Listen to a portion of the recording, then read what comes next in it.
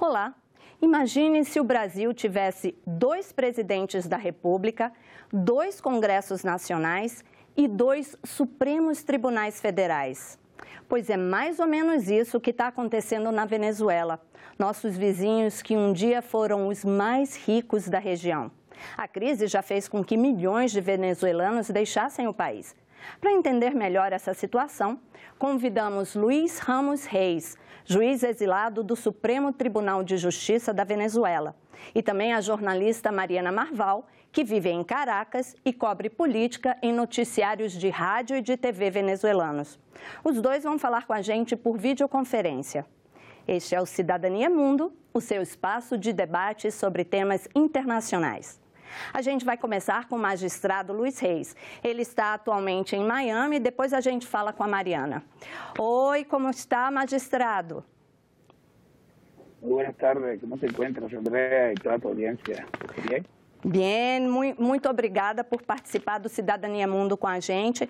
Magistrado, em janeiro, o deputado Juan Guaidó, presidente da Assembleia Nacional da Venezuela, se declarou presidente do país. Aqui no Brasil, alguns veem esse movimento como um golpe. E, afinal, quem é o golpista? Guaidó ou Nicolás Maduro? Primero, Guaidó, quiero corregirles con el mayor respeto, él no se declaró presidente de la República.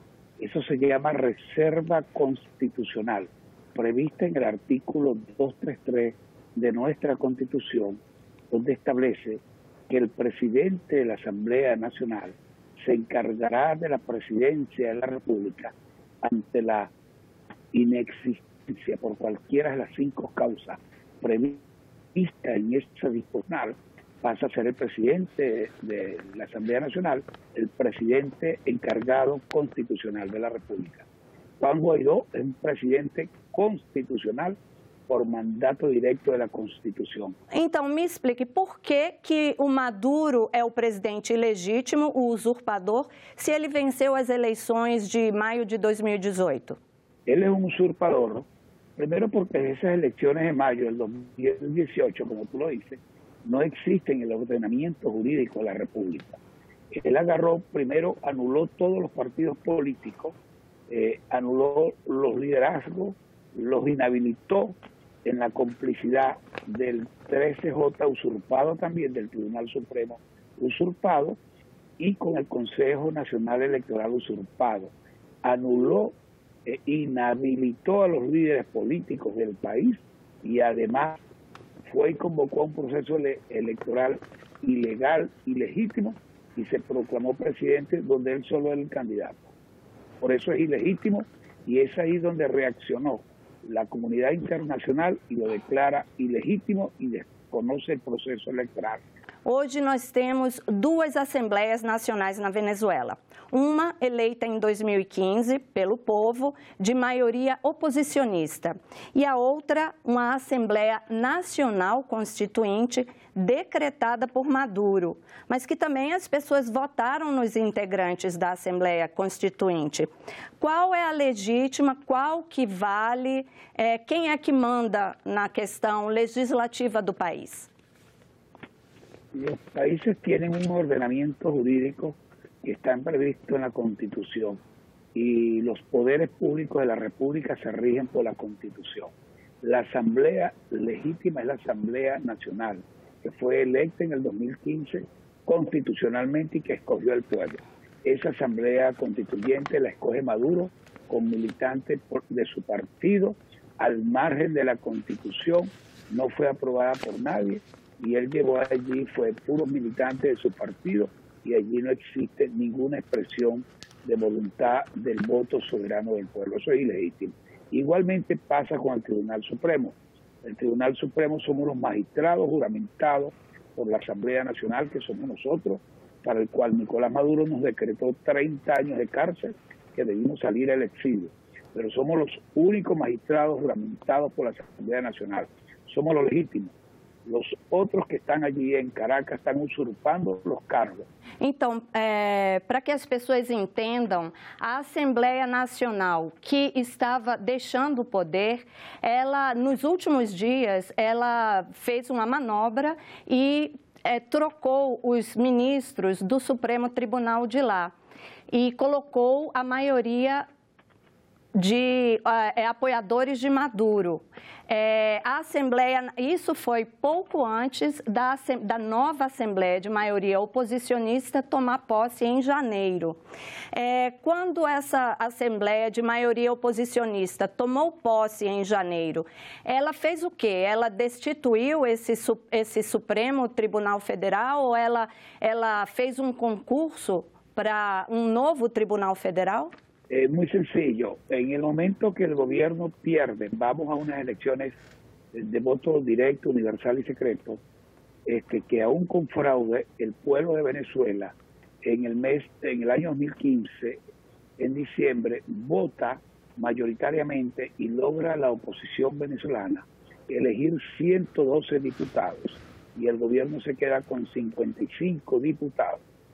El gobierno cae en desesperación y agarró el día 25 de diciembre del año 2015, designó los magistrados, agarró y sacó los magistrados del Tribunal Supremo, los retiró y designó en 3 días los magistrados, cuando eso lleva un proceso de 6 meses aproximadamente.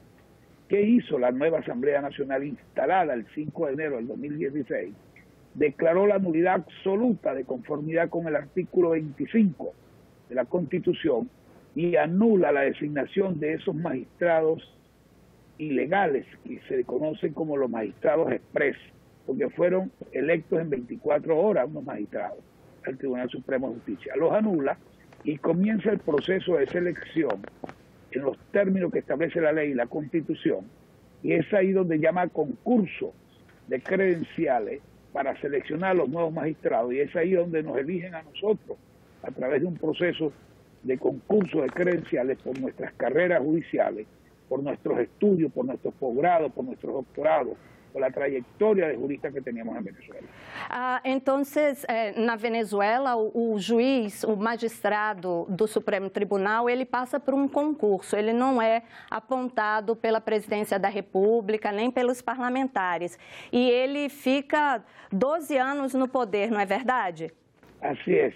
Magistrados en Venezuela, mediante un concurso de credenciales, quienes seleccionan los magistrados en Venezuela son los académicos, son los rectores de las universidades, es la sociedad civil. Tienen que ser hombres que reúnan los requisitos y las credenciales que establece la Constitución Nacional. O que aconteceu, magistrado, quando vocês, o novo Tribunal de Justiça convocado, que passou por esse concurso, o que aconteceu no dia 21 de julho de 2017, quando vocês tomaram posse, juraram, fizeram um juramento? No, nosotros fuimos llamados después de la selección que hubo el concurso de credenciales. Una vez que fuimos seleccionados, fuimos llamados por la Asamblea Nacional para ser juramentados el 21 de julio del 2017 a la 1 de la tarde. Y una vez que fuimos juramentados, Nicolás Maduro encadenó todas las televisoras y encadenó todas las radios del país y decretó 30 años de cárcel para los magistrados que nos juramentamos. Evidentemente que no se nos permitió llegar al Tribunal Supremo de Justicia, asumir nuestros cargos y asumir nuestras posiciones. Y ahí de ese momento debimos pasar al exilio y huir del país, salir desterrados, como nos encontramos en los actuales momentos, pero con el tribunal constituido, tratando de devolverle la libertad y la democracia a nuestra patria. O senhor faz parte de um grupo de venezuelanos que mantém contato com o governo norte-americano. Como vocês se encontraram, o que vocês planejam, o que vocês conversam e quais são os próximos passos? Nosotros tenemos contacto de manera permanente, a diaria, con el gobierno de los Estados Unidos, con el gobierno del presidente Trump, con todas las fuerzas políticas vivas de aquí de los Estados Unidos. Nosotros nos reunimos con senadores, con diputados, con todo, con el Departamento de Estado, con el Departamento del Tesoro, con todos estamos trabajando todos los días los venezolanos que estamos en el exilio, el pueblo que salió por desplazamiento forzado, están fuera de Venezuela más de 5 millones de habitantes. Su lucha es hacer las caravanas, las caminatas, exigir la libertad, pero la lucha de nosotros, los magistrados, es reunirnos a todos los niveles con la OEA, con el doctor Luis Almagro, con el presidente Trump, como lo hemos hecho en estos días aquí mismo en la Florida, con el presidente, con el gobernador Luis Escobar, hoy en día senador, con lo que es Marco Rubio, con todos de manera permanente. Esos son toda la semana hablando, exigiendo. ¿Qué estamos pidiendo? Estamos pidiendo solamente es que la única manera de salir del régimen de Venezuela es que se haga una coalición de países de la región y que se establezca un canal humanitario para Venezuela para garantizarle a los venezolanos el inmediato suministro de alimentos, de medicina, para resguardar la vida de nuestros nacionales que están muriendo de hambre y enfermos en Venezuela. ¿Sin la intervención militar? No, con intervención, evidentemente. Tienen que entender, la comunidad internacional creo que ha entendido, Venezuela no está gobernada por políticos, Venezuela está gobernada por personas que están al servicio del terrorismo y al servicio del narcotráfico. En consecuencia, allí Venezuela tiene que ser mediante una intervención militar, sea una unilateral por parte de los Estados Unidos, sea mediante una coalición, como sea, pero Venezuela debe ser intervenida de manera inmediata para evitar el holocausto que ya se está causando, la mortandad que se está causando de la gente desesperada, muriendo de hambre. Venezuela está acabada. Venezuela se han comido los animales de las calles, se han comido los perros. Es horrible. El país se han comido los animales de los zoológicos. Nicolás Maduro fala sempre do imperialismo norte-americano e do interesse dos Estados Unidos no petróleo do país, né? E ele não é único, assim, a gente vê alguns documentários, um da televisão francesa, O Segredo das Sete Irmãs, a história vergonhosa do petróleo, em que eles falam que as grandes empresas de petróleo, elas atuam por interesse próprio, elas manipulam o preço do petróleo e chegam a derrubar governos e promovem mudanças de governo para que aconteça o que elas querem, né? Por exemplo, quando Nicolás Maduro entrou no poder, o barril de petróleo era mais de $100. Em 2016, esse preço caiu para $30. O que os senhores aí em Miami, que conversam com os Estados Unidos, pensam disso? Todo eso es mentira, eso es retórica política. No olviden ustedes, por favor, que cuando estaba Hugo Chávez Frías, el petróleo llegó a costar $130 el barril. Y ya Hugo Chávez, metido el fraude electoral, había desconocido el referendo revocatorio. También está usurpando la presidencia de la República.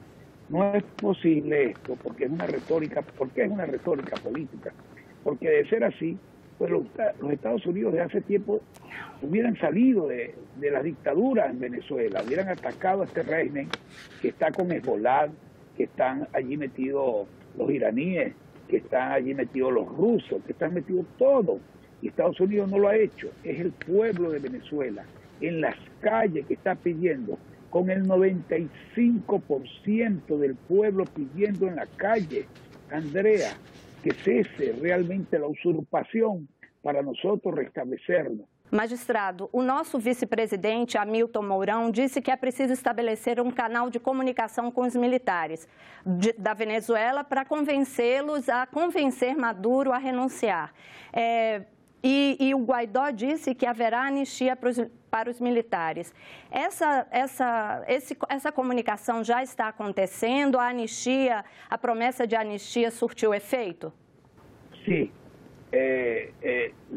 Los militares ya en conversaciones, evidentemente, de cualquier naturaleza, con nuestros diputados, con la Asamblea Nacional, manos de ella está realmente la libertad del país. Lo han venido logrando y lo van a lograr conjuntamente con nuestro presidente Juan Guaidó. Pidieron a esos militares que se les garantizara la posibilidad de una amnistía aquellos hombres y mujeres que van a enfrentar al régimen de la dictadura, que van a hacer deponer lo que es la dictadura de Nicolás Maduro. Es evidente que se aprobó esa ley de amnistía, está aprobada allí para garantizarle a esos hombres y mujeres de las Fuerzas Armadas que restablezcan la institucionalidad democrática para el país. Se les va a garantizar con la amnistía de sus actos, de manera que no van a ser enjuiciados, van a ser protegidos, van a tener sus procesos de verdad y reconocérseles inclusive como unos héroes. Tem esperança de voltar a Venezuela logo? Dentro de 20 días yo debo estar regresando a Venezuela. Se lo puedo decir como las tengo de grande, esas esperanzas. Y se la digo a los venezolanos, es cuestión de horas, es cuestión de días. Tengan la seguridad que dentro de muy pocos días voy a estar en Venezuela. Magistrado, muito obrigada por participar aqui da nossa entrevista na TV Senado, no Cidadania Mundo. Gracias, Andrea, por esta invitación. Gracias al pueblo de Brasil por estar pendiente de nosotros, todo su apoyo, nuestra eterna gratitud a todo el pueblo de Brasil, que siempre lo tenemos en el corazón, primero con la verde amarela y ahora que somos todos iguales, uno solo. Brasil es Venezuela. Muito obrigada mais uma vez, magistrado. E agora a gente vai falar com a jornalista Mariana Marval, que está em Caracas e conversa com a gente por videoconferência. Oi, Mariana, tudo bem? O presidente Nicolás Maduro sempre fala que há um direcionamento da mídia em só mostrar as coisas ruins da Venezuela e que há também uma disposição dos empresários da Venezuela de fazer com que as coisas, os atos de governo não funcionem. O que você pensa disso? Qual é realmente a verdadeira situação da Venezuela? Andrea, muchísimas gracias por la invitación, a ti, a todo tu equipo y bueno, por supuesto quisiera ayudarnos a entender un poco más la situación en Venezuela, que sabemos que es bastante complicado para las personas que no están en el país y sobre todo de otras nacionalidades entender. Hay muchas informaciones e incluso desinformaciones. La verdad de la situación, pues por supuesto cada quien tiene versiones distintas. Lo que yo he vivido como ciudadano, como venezolana y he podido ver en la calle es definitivamente un aparato productivo que ha mermado. Hay fábricas o empresas que se han ido del país, como es el caso de Kellogg's recientemente. Tenemos Pirelli, Goodyear, son fábricas de neumáticos que han decidido irse del país, aerolíneas que han cesado sus operaciones. Ellas alegan, muchos de estas empresas alegan que pues las condiciones están dadas para seguir trabajando acá en el país, porque es parte de una política económica que, como sabemos, nos ha sumido en una hiperinflación desde noviembre de 2017. La proyección es que este año la hiperinflación cierre con aproximadamente 10 millones%, según estima el Fondo Monetario Internacional. El poder adquisitivo del venezolano ha mermado. Es decir, tenemos un sueldo mínimo en $5 aproximadamente, que son 18.000 bolívares soberanos, lo cual no de oliva, por darte un ejemplo, cuesta $30 versus el $5 que puede ganar un trabajador el mes completo. Entonces, estamos hablando de que se necesitan en este momento alrededor de 2 sueldos mínimos diarios para poder cubrir la cesta básica de un venezolano, de una familia venezolana mensual. Mariana, qual é o percentual da população que ganha realmente um salário mínimo? Andrea, no tengo la cifra oficial, la cifra exacta, pero sí te puedo decir que en Venezuela se habla de 80% de población que es clase baja o de los estratos CDE y por ende en este estrato suelen tener trabajos que ganan y perciben sueldo mínimo.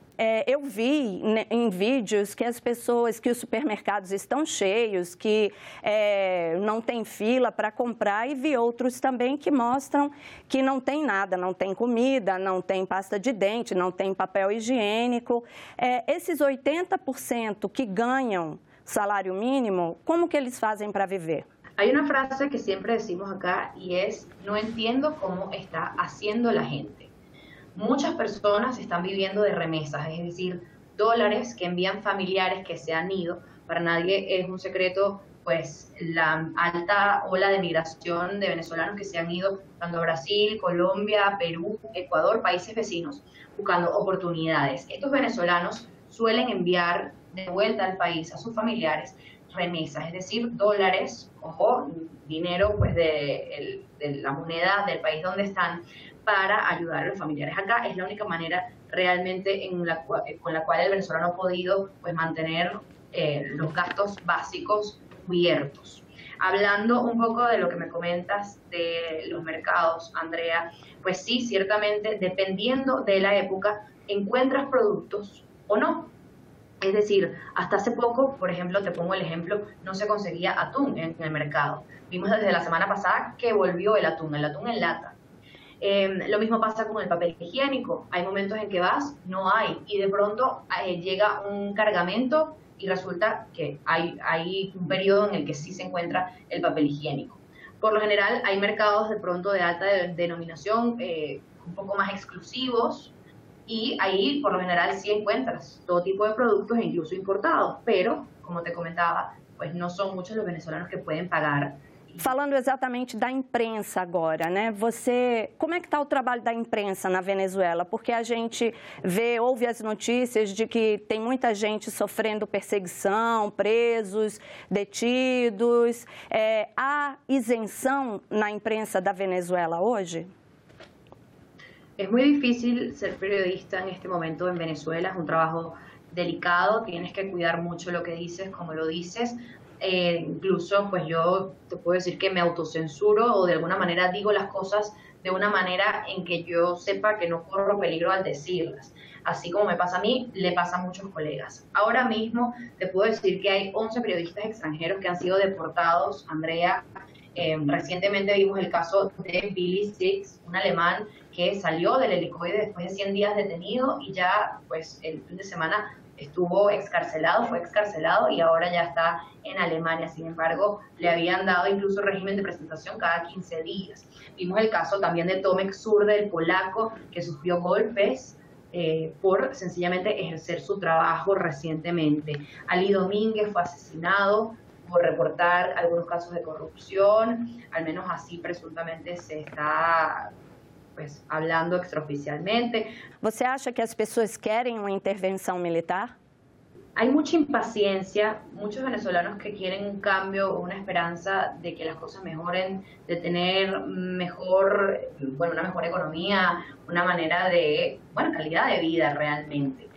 Muchos venezolanos apuestan a que esto cambie. Ahora bien, no me atrevería a hablar del tema de la intervención militar, es muy delicado, Andrea, y entendemos que la mayoría de los venezolanos quisieron un cambio de una manera negociada y pacífica, ¿no? Por la ley, como debió haber sido. Aqui no Brasil teve muita polarização nessas últimas eleições, as famílias brigavam porque as pessoas eram a favor e contra um determinado candidato. E houve muita discussão, inimizades. O mesmo acontece na Venezuela, as famílias se polarizaram por conta de ser contra ou a favor de Maduro?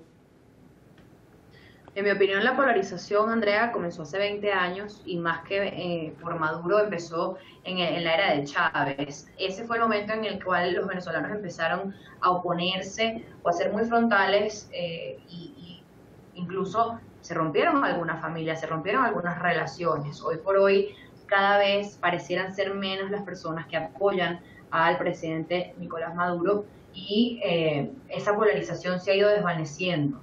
Sin embargo, la ideología con la que llegó el presidente Hugo Chávez sí polarizou muchísimo a la familia venezolana. O blackout que vocês viveram, né? O que realmente vocês acham que aconteceu? Porque Maduro diz que foi, mais uma vez, interferência externa, né? E outros dizem que foi falta de manutenção. Mas parece um pouco coincidência que esse blackout tenha acontecido exatamente no momento em que o país vive essa convulsão social? Andrea, el año pasado tuve la oportunidad de entrevistar a Winston Cavas, quien es ingeniero eléctrico. También tuve la oportunidad de entrevistar a José María Viana, quien por muchos años fue presidente de Hidrocapital, ambos expertos en la materia, ingenieros, y ellos advertían que esto podía pasar, que esto iba a pasar, que había mucha desidia, no se habían mantenido los equipos, se habían robado el dinero para hacer reparaciones, para generar nuevos proyectos que pudieran alimentar energéticamente al país. Esto, pues, como te digo, no lo digo yo, lo dijeron los expertos del año pasado. Te puedo decir es que fue la semana que como venezolana ya a título personal más difícil que me ha tocado vivir en estos últimos 20 años. Fueron días bastante oscuros, literal y figurativamente, en los cuales no solo tuvimos cortos de luz, sino también de agua, e incluso fue bastante complicado pagar establecimientos por comida. Muchos tuvimos que utilizar dólares o moneda extranjera, diferentes medios para lograr obtener pues los bienes diarios, ¿no? Uma última pergunta. Como que tudo isso está afetando as crianças? O que passa na cabeça deles? Es muy interesante esa pregunta que me acabas de hacer, Andrea. Justamente tuve la oportunidad de vivir ese blackout rodeada de niños allegados, mi ahijada, es decir, y fue bastante complicado. Ellos estaban muy nerviosos en el momento en que llegaba la noche. Hacían preguntas como ¿por qué no ha llegado la luz? ¿Por qué no hay luz? ¿Cuándo va a venir la luz? Porque pues obviamente tenían miedo, pero bueno, sí, fue un golpe bastante duro para los niños y muchos están pues a la espera siempre de si se vuelve a ir la luz, ¿no? Tienen esse temor ahora, así como lo tenemos también los adultos, la verdad. Mariana, muito obrigada por participar da entrevista com a gente. A gente espera aqui no Brasil que o melhor aconteça aí para vocês na Venezuela. Tchau. Muchísimas gracias, Andrea. Saludos a todos allá. Gracias. Se você quiser rever, baixar ou compartilhar o link desse programa, é só acessar a nossa página na internet, no endereço senado.leg.br/TV, ou então visitar o canal da TV Senado no YouTube. E se você quiser fazer algum comentário, crítica ou sugestão, pode telefonar para 0800 61 2211. Obrigada pela atenção e até o próximo Cidadania Mundo.